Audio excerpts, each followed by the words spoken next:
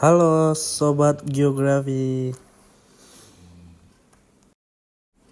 Pada kesempatan kali ini kita akan membahas mengenai konsep dasar geografi. Konsep dasar geografi terdiri dari 10.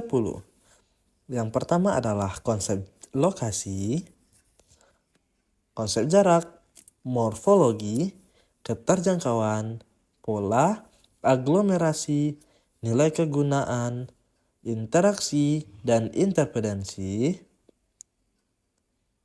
diferensiasi area, serta keterkaitan antar ruang. Konsep lokasi membahas letak atau posisi spasial dari objek tertentu di permukaan bumi. Secara umum, lokasi terbagi menjadi dua, yaitu lokasi absolut adalah letak atau tempat yang dilihat dari garis lintang dan garis bujur. Lokasi relatif adalah letak atau tempat yang dilihat dari daerah lain di sekitarnya. Lokasi relatif dapat berganti-ganti sesuai dengan objek yang ada di sekitarnya. Selanjutnya adalah konsep jarak. Jarak merupakan ruang yang menghubungkan antara dua lokasi atau dua objek. Konsep jarak juga terbagi menjadi dua, yaitu jarak mutlak dan jarak relatif. Jarak mutlak adalah jarak dua tempat yang diukur berdasarkan garis lurus di udara yang mudah diukur pada peta. Contohnya adalah pada Google Maps, jarak Surabaya-Malang adalah 102 km. Lalu, jarak relatif bisa dinyatakan pada jarak tempuh, baik yang berkaitan dengan waktu, perjalanan yang diperlukan, maupun satuan biaya angkutan. Pada konsep selanjutnya adalah konsep keterjangkauan. Keterjangkauan merupakan konsep geografi yang mengacu pada kemudahan untuk mencapai suatu objek yang dipengaruhi oleh kondisi geografi suatu wilayah. Nah, keterjangkauan tergantung dari jarak yang ditempuh dan yang diukur dengan jarak fisik, biaya, waktu, serta berbagai hambatan medan yang dialami.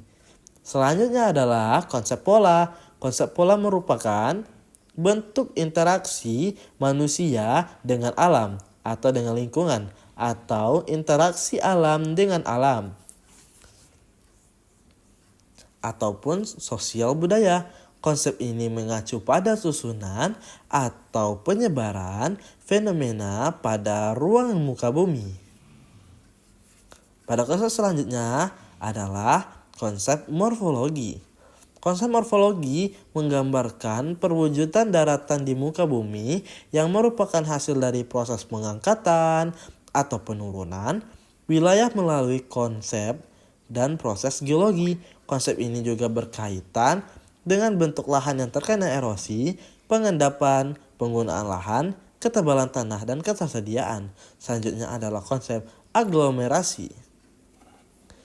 Konsep geografi ini adalah kecenderungan persebaran yang bersifat mengelompok pada suatu wilayah. Pola aglomerasi penduduk ini dibedakan menjadi 3, yaitu pola mengelompok, pola tersebar secara teracak, dan juga pola tersebar secara teratur. Selanjutnya adalah interaksi dan interdependensi. Nah, interaksi dan interdependensi merupakan konsep yang berkaitan dengan hubungan timbal balik atau saling ketergantungan antara wilayah satu dengan wilayah lainnya. Contoh fenomena yang berkaitan dengan konsep interaksi dan interdependensi ini adalah hubungan antara desa dan kota.